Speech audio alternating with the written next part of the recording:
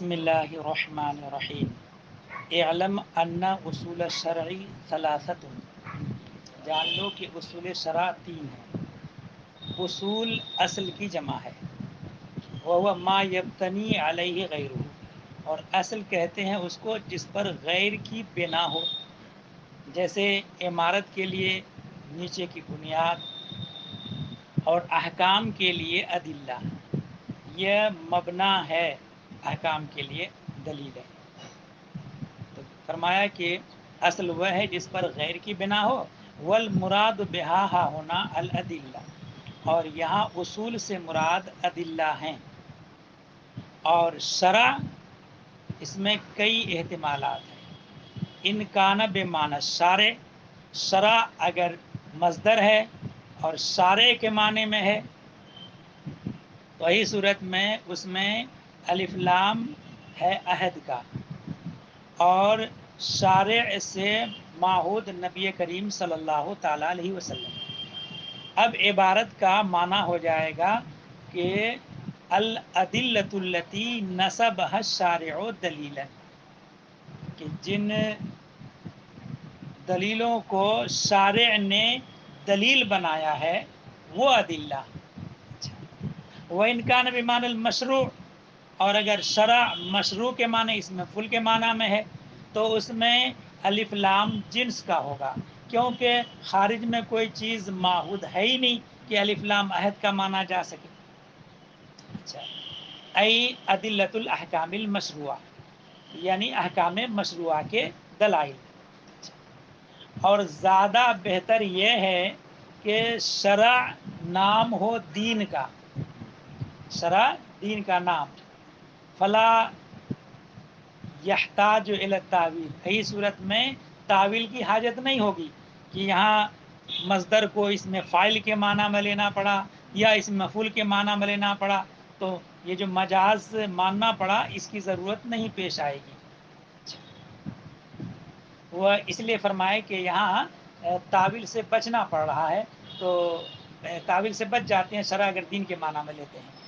وَإِنَّمَا لَمْ يَقُلْ اصول الفقہ، اصول شرعی کہا، اصول الفقہ نہیں کہا، اس لیے کہ یہ اصول جس طریقے سے فقہ کے اصول ہیں یعنی احکام عملیہ کے، ایسے ہی یہ علم کلام کے بھی اصول ہیں۔ اس لیے شرع فرمایا تاکہ فقہ اور کلام دونوں کو عام ہو جائے۔ اور یہ متاخرین کے اعتبار سے ہے، متقدمین کے نزدیک جو ہے یہ کلام بھی فقہ ہی میں شامل تھا، اسی وجہ سے امام اعظم نے جو علم کلام میں کتاب تصنیف فرمائی اس کا نام الفقہ الاکبر رکھا ہے۔ الکتاب والسنت واجماع الامتی، کتاب، سنت اور اجماع امت، یہ ثلاثہ سے بدل واقع ہے۔ پہلے جو فرمایا کہ ان اصول شرعی ثلاثتن، تو ثلاثتن مبدل من ہو، اور یہاں الکتاب و سنت و اجماع الامتی یہ بدل یا بیان ہے اس کا۔ بیان سے مراد عطف بیان، کہ ثلاثہ ہو جائے گا معطوف علیہ، اور یہ تینوں کتاب، سنت، اجماع امت یہ عطف بیان۔ والمراد من الکتاب بعد الکتاب، اور یہاں کتاب سے مراد بعد کتاب ہے، وہ ہوا مقدار و 500 آیت، اور وہ ہے 500 آیت کی مقدار، کیونکہ آیت احکام ہے۔ لأنہ اصل الشرع، کیونکہ یہی حصہ اصل شرع ہے، باقی جو ہیں وہ قصص ہیں، امثال ہیں اور ان جیسی اور چیزیں ہیں۔ وَهَكَذَا الْمُرَادُ مِنَ السُّنَّةِ بَعْضُهَا، ایسی سنت سے بعض سنت مراد ہے، وَهُوَ مِقْدَارُ 3,000، اور وہ ہے 3,000 کی مقدار، علامہ قالو، جیسا کہ اہل علم نے فرمایا ہے۔ والمراد باجماع الامت، اور اجماع امت سے مراد ہے محمد صلی اللہ تعالی علیہ وسلم کی امت کا اجماع، کیوں؟ لشرافتها و کرامتها، اس امت کو شرف حاصل ہے اور اس امت کو جو عظمت حاصل ہے، اس عظمت کی وجہ سے اس امت کا اجماع وہ دلیل قرار دے دیا گیا ہے۔ اور اس کا مبنا ہے، اس کی دلیل ہے نبی کریم صلی اللہ تعالیٰ علیہ وسلم کا فرمان لا یجتمع امتی علی ضلال کہ میری امت کا کسی گمراہی پر اتفاق نہیں ہو سکتا. تو اسی سے ثابت ہوا کہ نبی کریم صلی اللہ تعالیٰ علیہ وسلم کی جو امت ہے وہ کسی مسئلے پر اجماع کر لیں تو وہ بھی دلیل ہے، کیونکہ گمراہی پر اتفاق ہو نہیں سکتا. اچھا، اب اس میں کچھ اختلاف ہے. بعض حضرات کہتے ہیں کہ اہل مدینہ کا اجماع معتبر ہوگا، بعض حضرات کہتے ہیں کہ آل نبی کا اجماع معتبر ہوگا، یعنی اولاد رسول کا صلی اللہ علیہ وسلم، اور بعض حضرات کہتے ہیں کہ صحابہ کرام کا اجماع ہوگا، معتبر ہوگا. لیکن ہمارے یہاں احناف کے نزدیک امت محمد رسول اللہ صلی اللہ علیہ وسلم کا اجماع معتبر ہے، چاہے وہ اجماع اہل مدینہ ہو یا اجماع اطرت رسول ہو یا اجماع صحابہ ہو یا ان کے مثلا تابعین کا اجماع ہوگا. والاصل الرابع القیاس، اور چوتھی اصل قیاس ہے، یعنی الاصل الرابع بعد ثلاثۃ الاحکام الشرعیہ هو القیاس المستنبط من هذه الاصول الثلاثہ. چوتھی اصل تینوں اصول کے بعد احکام شرعیہ کے لیے وہ ہے قیاس، اور ایسا قیاس جو ان تینوں اصول سے مستنبط ہو. اچھا، آگے تشریح کی آگے کریں گے. وَكَانَ يَنبَغِي أَن يُقَيِّدَهُ بِهَذَا الْقَيْدِ، مناسب یہ تھا کہ مصنف اسی قید سے مقید کر دیتے. کس قید سے؟ المستنبط من هذه الاصول الثلاثہ. کما قیدہ فخر الاسلام، جیسا کہ فخر الاسلام بزدوی اور ان کے علاوہ دیگر اصولیین نے مقید کیا ہے، تاکہ قیاس شبہی نکل جائے اور قیاس عقلی نکل جائے. قیاس شبہی مشابہت کی بنیاد پر حکم لگا دینا، جیسے قاد اولا کے اوپر حکم لگانا فرض ہونے کا قاد اخیرہ کی مشابہت کی وجہ سے، اور قیاس عقلی سے مراد ہوئی قیاس منطقی، تاکہ یہاں سے قیاس شبہی اور قیاس منطقی نکل جائے. لیکن مصنف نے اس کو ذکر نہیں کیا، لیکن اکتفا بشہرت، شہرت پر انہوں نے اکتفا کیا، مشہور ہے یہ، اس لیے لکھنے کی حاجت نہیں ہے. فنظیر القیاس المستنبط من الکتاب، تو اس قیاس کی نظیر جو کتاب سے مستنبط ہے وہ ہے لواتت کی حرمت کا قیاس وتی کی حرمت پر، حالت حیض میں وتی کی حرمت پر.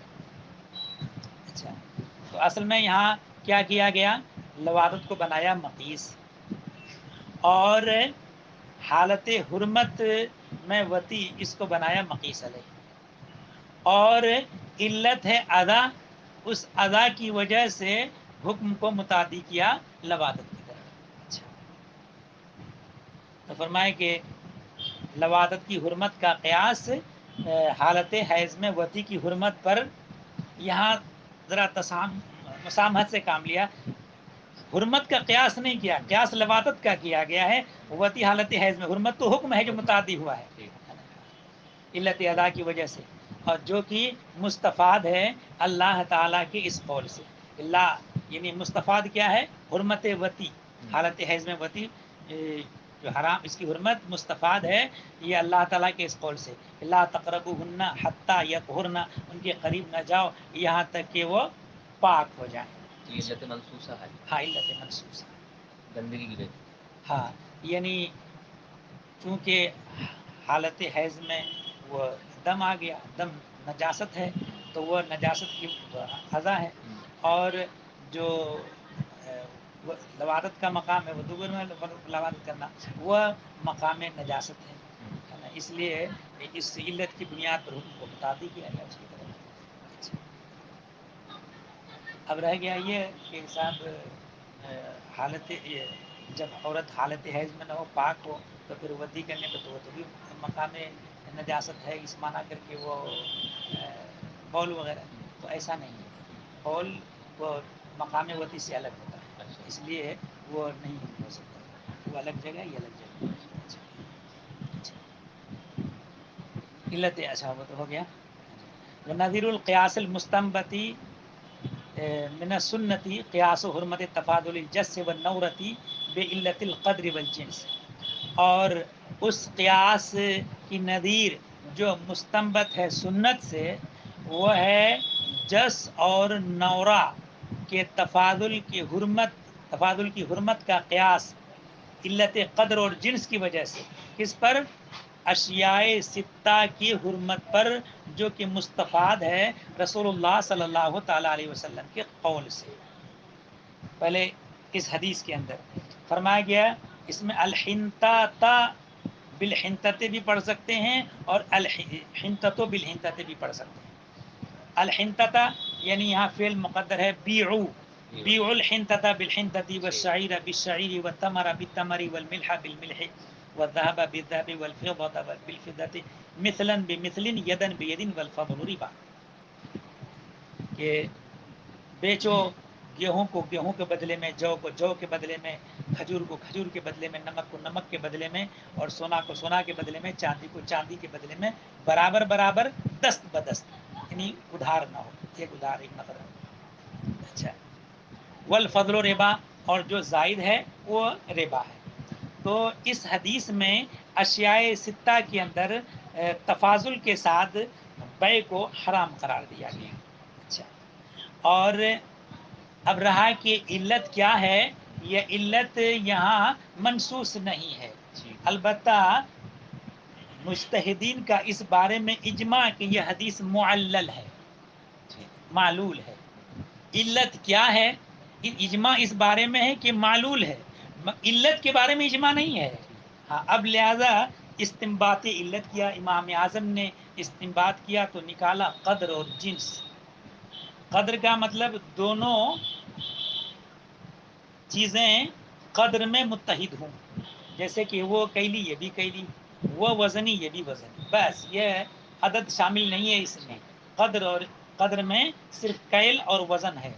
اور جنس کا مطلب ہے کہ جس جنس کی چیز وہ اسی جنس کی چیز یہ ہو، جیسے کہ گیہوں کے بدلے میں گیہوں، جو کے بدلے میں جو، ہے نا یہ۔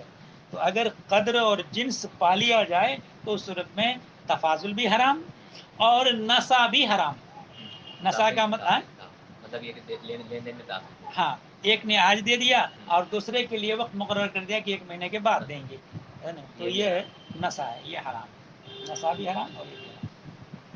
تو ان 6 چیزوں میں حرمت ثابت ہے سنت رسول اللہ سے۔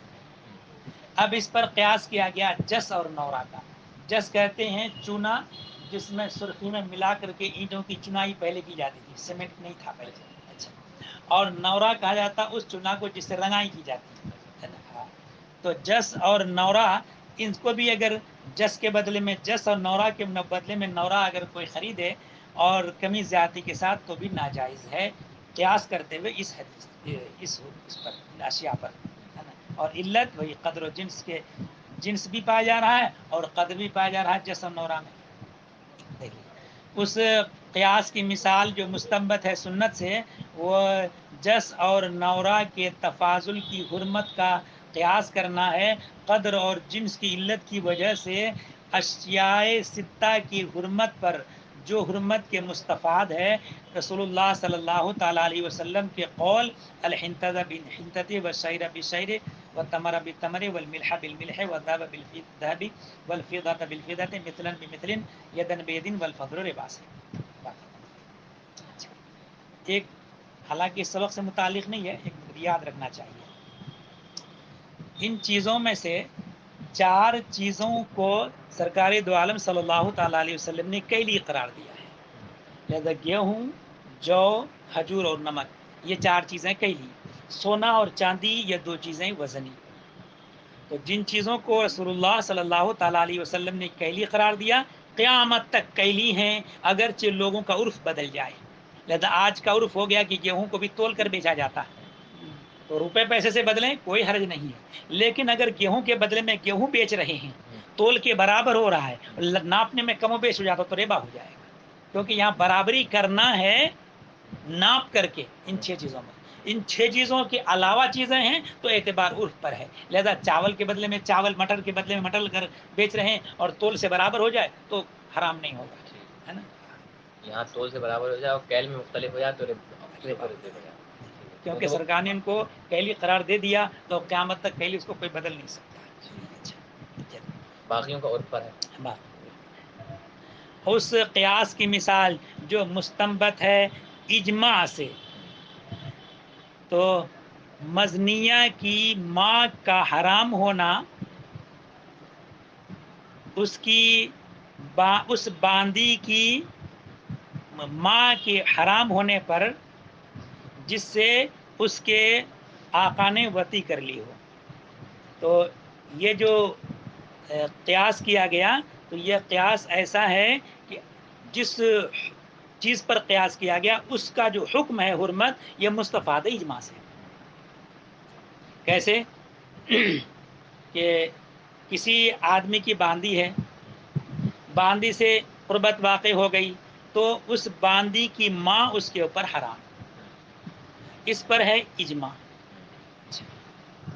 اور اسی پر قیاس کر لیا گیا ہے مزنیہ کی ماں کی حرمت کا. دلیل کیا ہے، علت کیا ہے؟ تو کہا کہ جزئیت اور بابیت. یہاں اتنا بتایا جزئیت اور بابیت کیا مطلب کہ جب باندی سے قربت واقع ہو گئی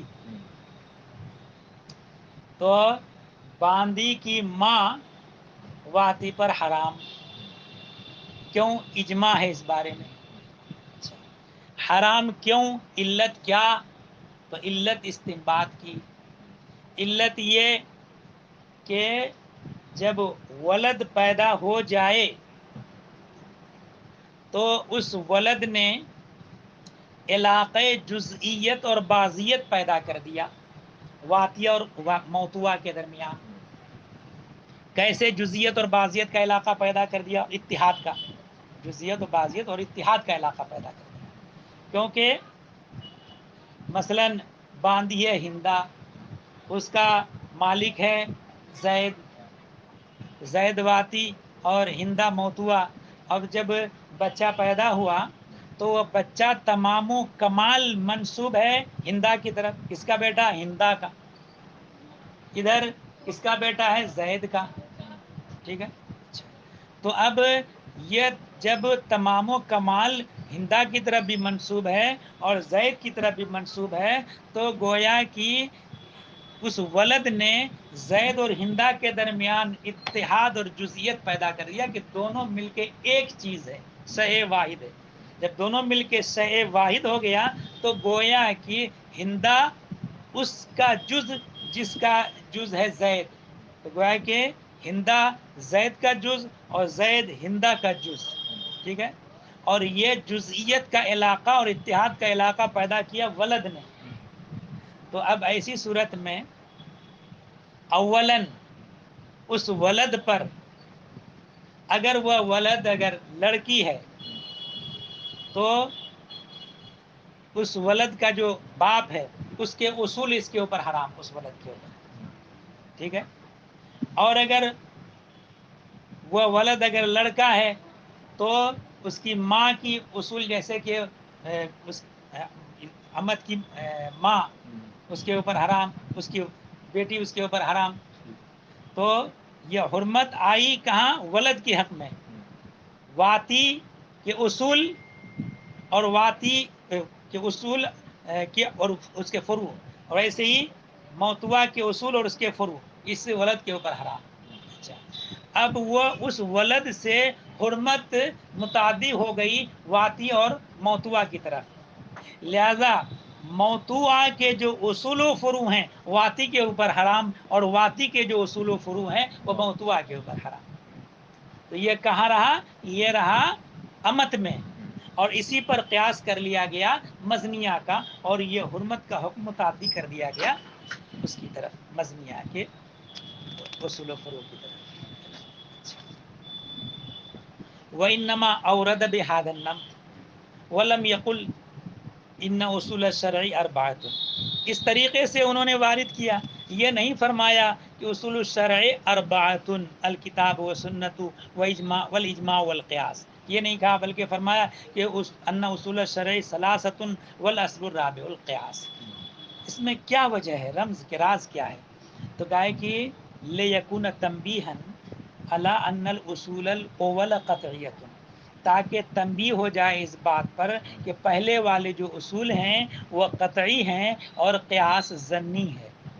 مگر یہ بھی جو فرمایا گیا وہذا باعتبار الاغلب والاکثر، یہ اغلب اور اکثر کے اعتبار سے، ورنہ جو اصول جو پہلے والے 3 ہیں وہ اخبار احاد وہ ظنی ہیں، یا جو کتاب اللہ میں سے عام مخصوص منہ البعض ہیں وہ ظنی ہیں، اور قیاس میں جو علت منصوصہ سے قیاس کرنا ہو وہ قطعی ہوا کرتا ہے۔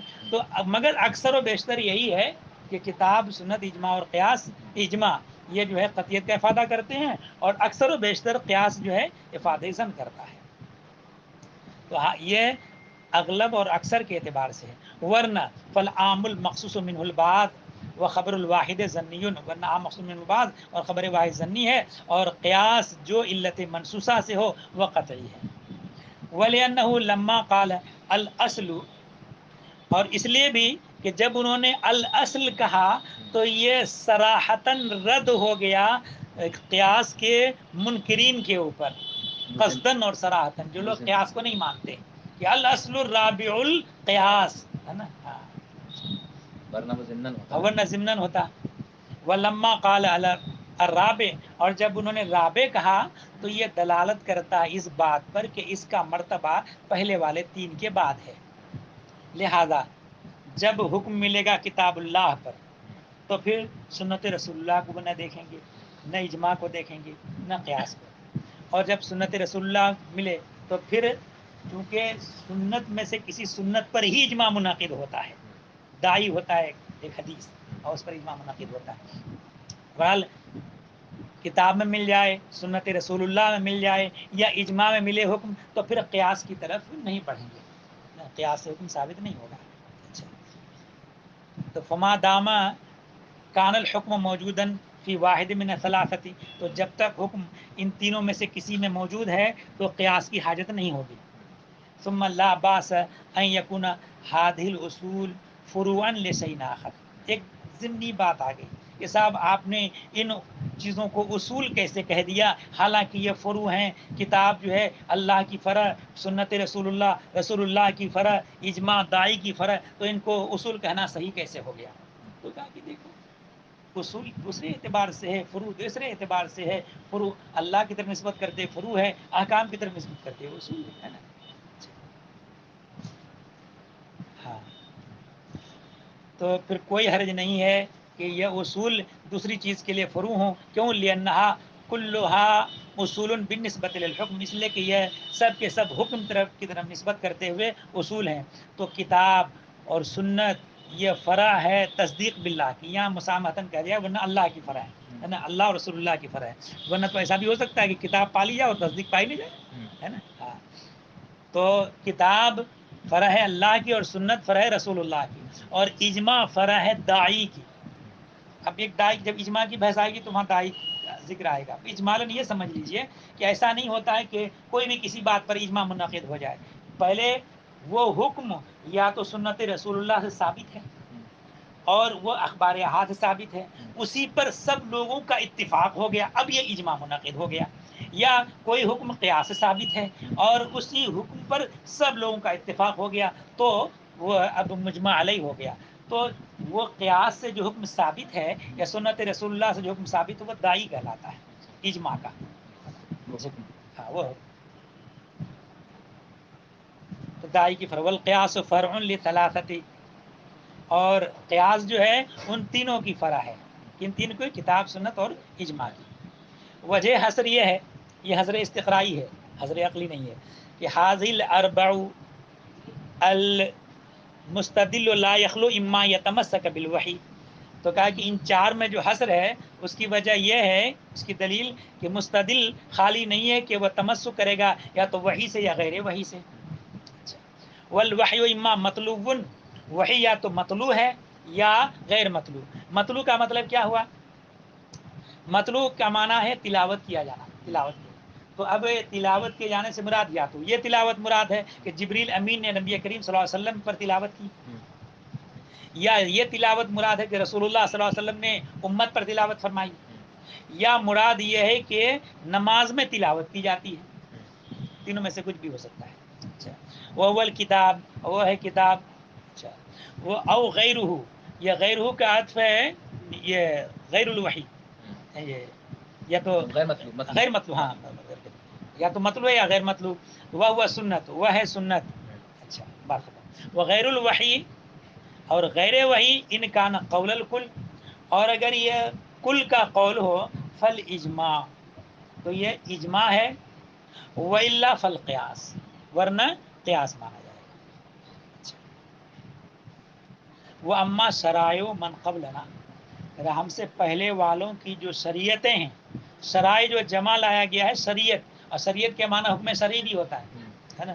تو ہم سے پہلے کی جو شرائع ہیں ان احکام شرعیہ، تو پھر کچھ لوگوں نے کہا کہ ان چار میں حصر درست نہیں، اس لیے کہ ہم سے پہلے کی جو شریعتیں ہیں ان وہ حکم اب بھی بعض حکم باقی ہے، تو پھر اس صورت میں ان چار پر حصر کرنا صحیح نہیں، تو اس کا جواب دے رہے ہیں. تو کہا کہ دیکھیے ہم سے پہلے کے جو شرائع ہیں وہ احکام یا تو کتاب میں اس کا ذکر ہے قرآن میں، یا رسول اللہ نے فرمایا، تو ہمارے اوپر حجت ہے، ہم اس کے مطابق ہمیں عمل کرنا ہے. تو جب قرآن میں مذکور ہو گیا تو کتاب اللہ میں شامل، اور رسول اللہ صلی اللہ علیہ وسلم کے فرمان میں آ گیا تو سنت رسول اللہ میں شامل. تو کہا کہ یہ ملحق ہے کتاب سے اور سنت سے.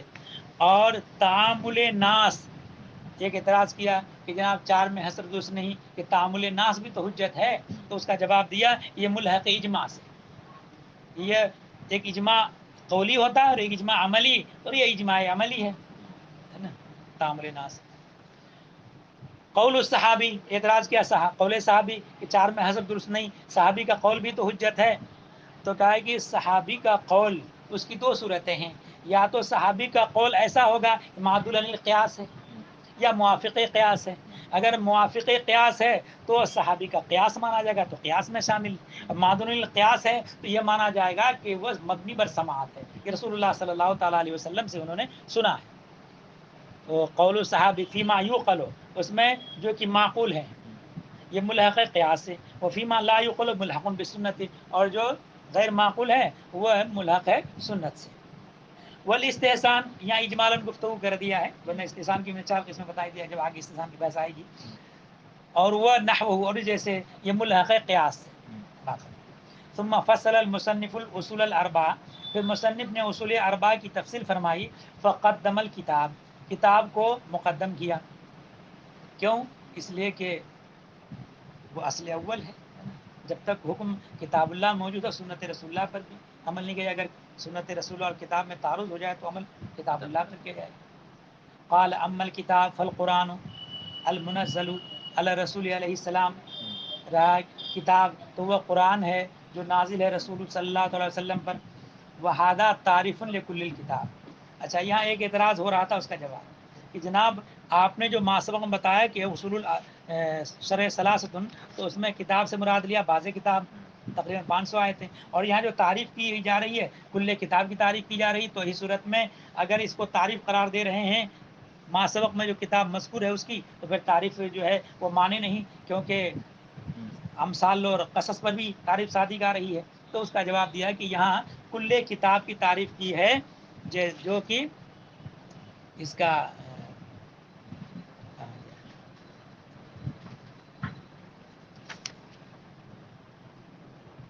کل کتاب جو ما سبق مذکور ہے، کہاں گیا اصول الکتاب و سنت و اجماع الکتاب. تو یہاں جو بعض الکتاب، بعض الکتاب میں جو کتاب مضاف الیہ ہے اس کی تعریف کی جا رہی ہے. کہ ہذا تعریف لکل الکتاب، یہ کل کتاب کی تعریف ہے.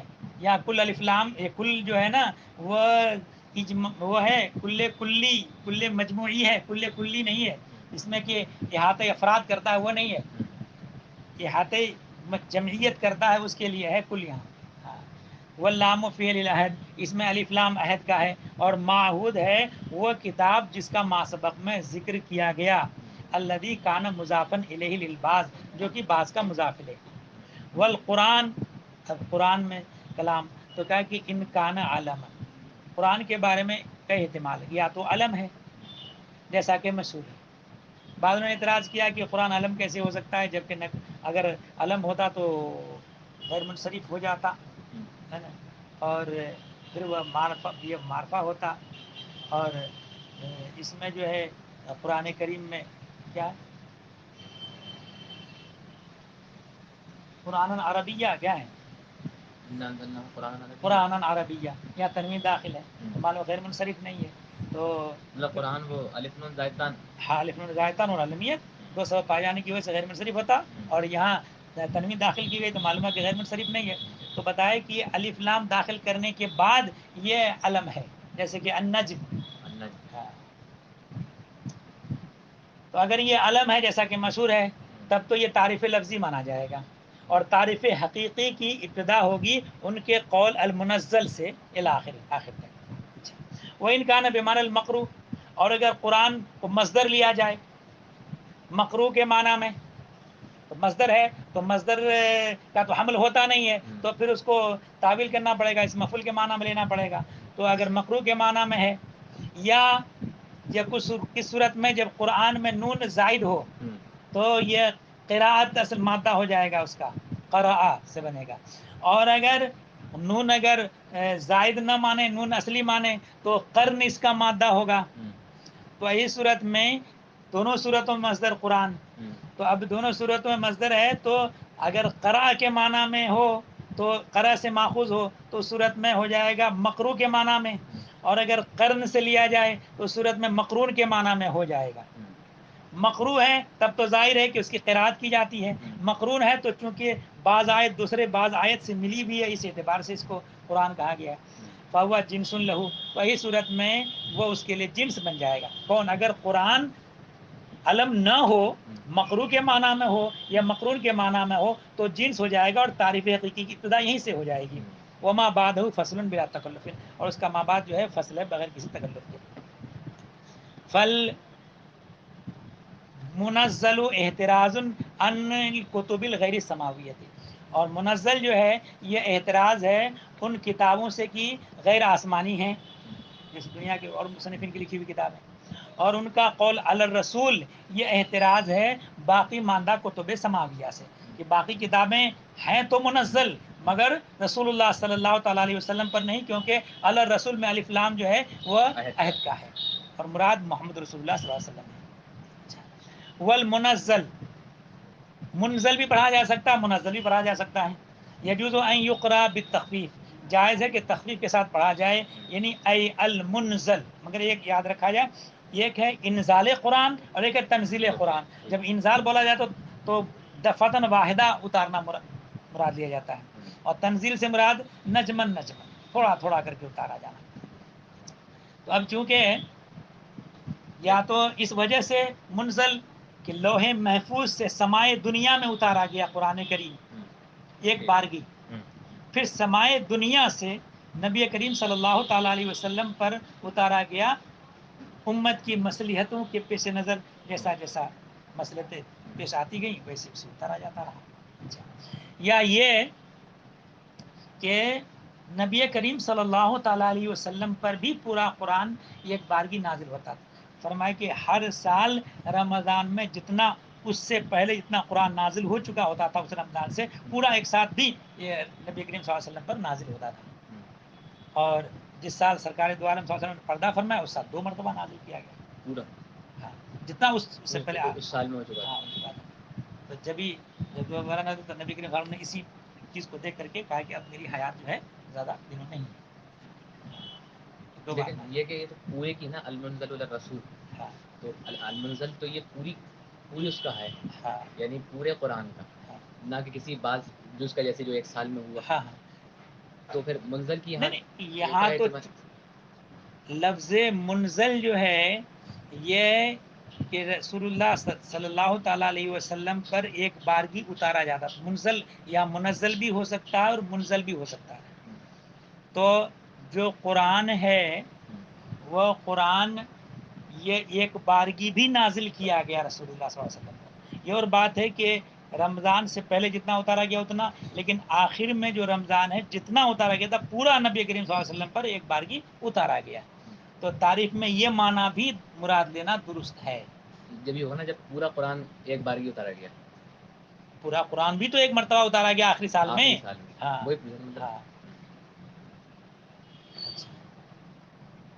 لأن القرآن نزل دفعة واحدہ من لوح المحفوظ الی سماء الدنیا، اس لیے کہ قرآن اتارا گیا ہے ایک بارگی لوح محفوظ سے سمائے دنیا کی طرف، اس آسمان کی طرف تو زمین سے قریب ہے، دنیا کے معنی قریب. اچھا اولا اچھا ثم نزل نجمن نجمن، وہ آیتن آیتن، پھر اتارا گیا تھوڑا تھوڑا آیت آیت کر کے مسالے اور ان کی طرف حوائج کے مطابق، ضرورت کے مطابق. اچھا الیہ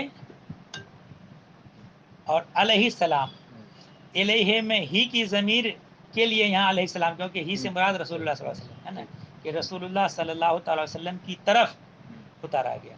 اچھا او لأنہ کان ینزل علیہ علیہ السلام، کہ رسول اللہ صلی اللہ تعالی علیہ وسلم پر اتارا جاتا تھا دفعتاً واحدہ فی کل شہر رمضان جملۃ، ہر رمضان کے مہینے میں پورا مجموعہ. ویجوز ان یقرأ بالتشدید، اور یہ بھی جائز ہے کہ تشدید کے ساتھ پڑھا جائے. کیوں؟ لأن نزولہ فی الواقع کان بدفعات مختلفۃ فی مدت النبوۃ، اس لیے کہ اس کا اتارا جانا یہ متعدد بار، چند بار میں ہوا، مختلف مرد درجوں میں، نبی کریم صلی اللہ تعالی علیہ وسلم کی مدت نبوت میں، یعنی بعثت کے بعد سے لے کر کے آخری عمر تک.